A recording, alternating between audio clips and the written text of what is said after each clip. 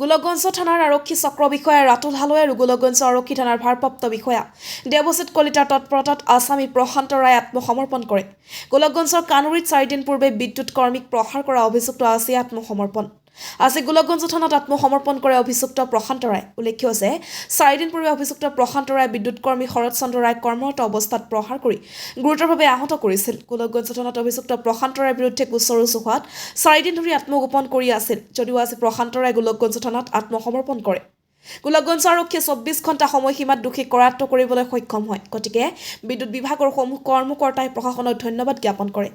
গোলকগঞ্জৰ পৰা Tapan Roy report, north east frontier news.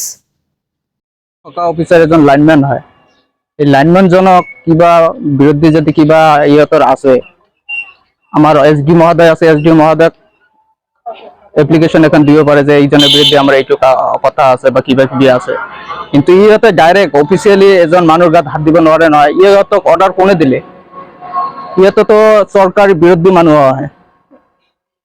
এক কথাত ক'বলৈ গ'লে আমি এটাই বিচাৰো, যিহেতু যিখিনি শাস্তি পাব লাগে আমাৰ আইন অনুযায়ী, ইয়াতে আইন অনুযায়ী যাতে শাস্তিখিনি পায়, আৰু নেক্সটত যাতে ইয়াতে আৰু সুবিধাবাদী নহয় যে বোলে তাৰ গাত হাত দিব লাগে, ইয়াতে কৰিব লাগে, এটা কৰিব লাগে, এইবিলাক যাতে কোনো নকৰে। আমি ৰাজ্যক বিনোদৰে অনুৰোধ জনালো যাতে কোনো এইবিলাকৰ গাত হাত দিব নোৱাৰে। আমাৰ অফিচিয়েলি মানুহৰ গাত যিহেতু কিবা কিবি অসুবিধা থাকিলে আমাৰ অফিচৰ হেল্পলাইন নম্বৰ আছে, হেল্পলাইন নম্বৰত জনাব পাৰে, আৰু আমাৰ এসডি মহোদয় আছে, এসডি মহোদয়ক জনাব পাৰে।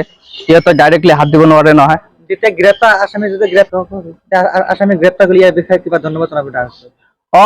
আমি নিশ্চয় ধন্যবাদ জনাম আমাৰ ওসি মহোদয় গোলকগঞ্জ থানাত, যেহেতু 24 ঘণ্টাৰ ভিতৰতে তৎপৰতাত আমাৰ মুৰব্বী আছিল অধীক্ষক মহোদয়ৰ তৎপৰতাত আমাৰ ইয়াত ফোন হৈছিল, ওসি মহোদয়ক ফোন কৰিছিল। ফোন কৰাৰ লগে লগে আমাৰ কাল্পিতজন যিজন আমাৰ লাইন ষ্টাফৰ মানুহজনক মাৰিছে সেইজনক গ্ৰেপ্তাৰ কৰিছে। আমি ওসি মহোদয়ক ধন্যবাদ জনালো।